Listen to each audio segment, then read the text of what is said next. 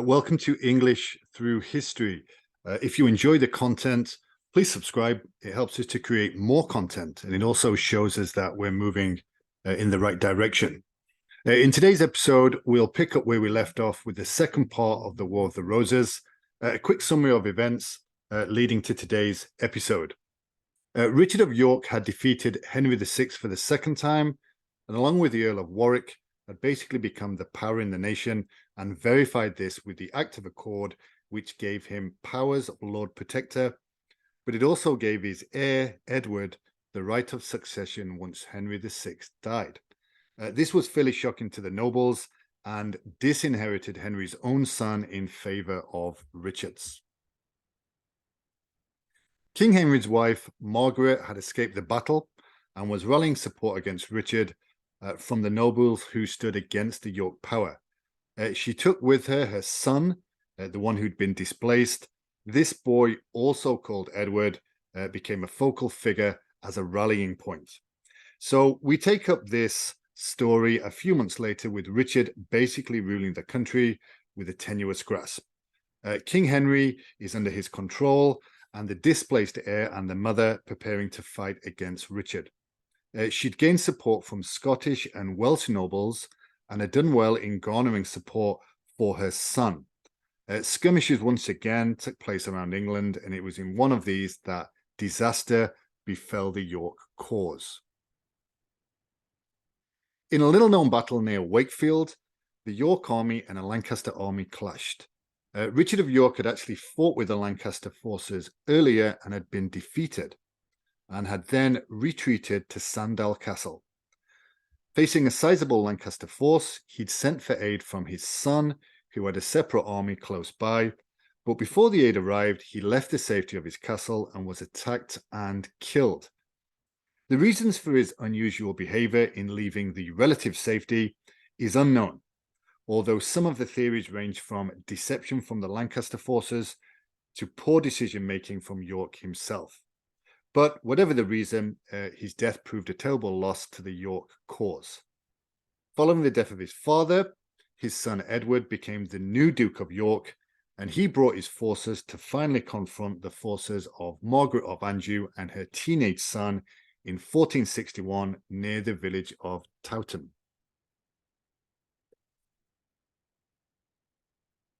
The Yorkist army was led by Edward, Duke of York himself, and his army was outnumbered by the Lancastrian army, which was led by Henry Beaufort, Duke of Somerset. The Yorkists were able to use the weather to their advantage, as a heavy snowstorm blew in during the night before the battle, and this obscured their movements and was making it difficult for the Lancastrians to see or hear them. The battle began early in the morning, and the two sides clashed with great ferocity. The Lancastrian army had the advantage of the high ground, but the Yorkists were able to overcome this by launching a surprise attack on their right flank. The two sides fought fiercely for hours, with neither side really gaining a clear advantage.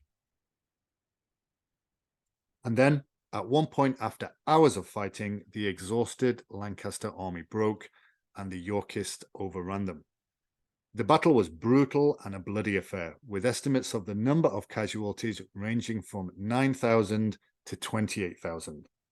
The ground was said to have been so soaked with blood that it had turned red, and it was claimed that the nearby river flowed with blood for 3 days afterwards. The battle was a decisive victory for the Yorkists, and it paved the way for Edward to become King of England. It also marked a turning point in the War of the Roses, as the Yorkists were able to consolidate their power and establish a period of relative stability and prosperity in England.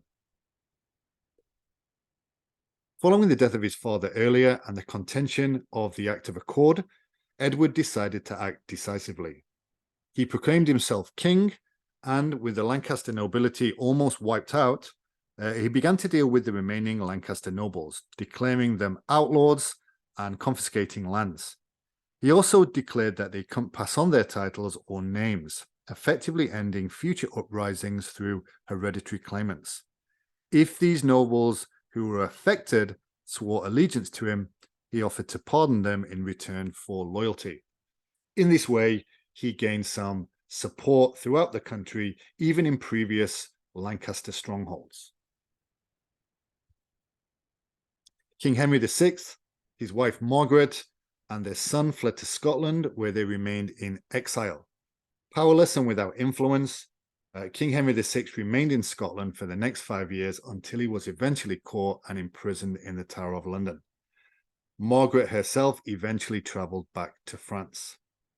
The Earl of Warwick, who did not participate in the Battle of Towton due to injury, nonetheless was given tracts of land and power, enhancing his reputation and wealth. He was given control of the north of England. With the question of rulership established, the country settled down. King Edward IV was an energetic ruler and headstrong. He cultivated a relationship with the Duchy of Burgundy, favouring them over a relationship with France. However, the Earl of Warwick had suggested an alliance with France to establish a more secure relationship with the French king. He even offered to mediate with the French king for a suitable marriage for Edward with a French princess. However, in 1464, Edward decided to marry Elizabeth Woodville, a widow of a Lancastrian noble. The reasons for this are unknown, but it caused an enormous rift between the Earl of Warwick, who felt undermined and humiliated by Edward IV. Such was the animosity that the Earl of Warwick felt he had to remove Edward from power, and he entered an alliance with Margaret of Anjou, marrying his daughter to her son. In 1470, with her cousin, the King of France's support, the three of them managed to raise a force enough to overthrow Edward and install the increasingly frail Henry VI back on the English throne. Edward IV managed to escape, and he fled to his allies in Burgundy. And so, incredibly, Henry VI once more sat in power with the seemingly destroyed Lancaster family again in control, thanks to the kingmaker in the Earl of Warwick, who switched to the Lancaster side, proved decisive for both Henry VI and Edward IV. However, Edward IV was not to be beaten that easily. In 1471, using funding from his new Burgundy allies, he sailed back to England, and he joined with a small force of English nobles still loyal to him, and he made 3 decisive attacks. Firstly, he marched into London and he imprisoned Henry VI, locking him once again in the Tower of London.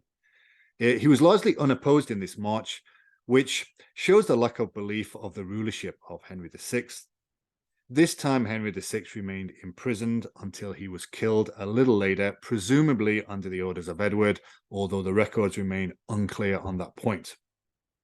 Secondly, he attacked the Earl of Warwick in April. The battle was fought near the town of Barnet, just outside London. The Yorkist army, led by Edward IV, was outnumbered by Warwick's forces, but Edward's army managed to surprise the Lancastrians by attacking during a heavy fog, which caused confusion and disorientation. In this confusion, Warwick was killed. The Lancastrian forces were subsequently defeated, and Edward IV emerged victorious. The removal of Warwick was a huge gain, as he had been one of the main influences of the war, and without him, support fell away from any Lancaster claim. Thirdly, in May of that same year, he met in battle with Margaret of Anjou, her son and heir, Prince Edward, who by now was a grown man, and with support from the French king. The Lancastrian forces were led by Prince Edward, son of Henry VI, and his commanders, including the Duke of Somerset and the Earl of Devon. The Yorkist forces were led by King Edward IV and his brother Richard, Duke of Gloucester. The battle took place near the town of Tewkesbury in Gloucestershire, and it began with a clash between the two sides' vanguard forces. The Lancastrian army was eventually surrounded, and Prince Edward was killed in the fighting. Somerset and Devon were also killed, along with many other Lancastrian nobles. Margaret was captured and later ransomed to France, where she lived out her days as a relative of the King of France, but with no power, no money, or influence. At this point, we'll conclude our second episode in the War of the Roses. The final episode will examine what happened to the reign of Edward IV, his brother, and the finale to this war that spanned 3 decades. We leave Edward IV with an unchallenged rule of England, his enemies defeated. Warwick the Kingmaker had finally been beaten, and lying dead was his direct rivals, Henry VI and his son, Prince Edward. His nemesis and true power behind the Lancaster line, Margaret of Anjou, is in France, disgraced and broken by the death of her only son.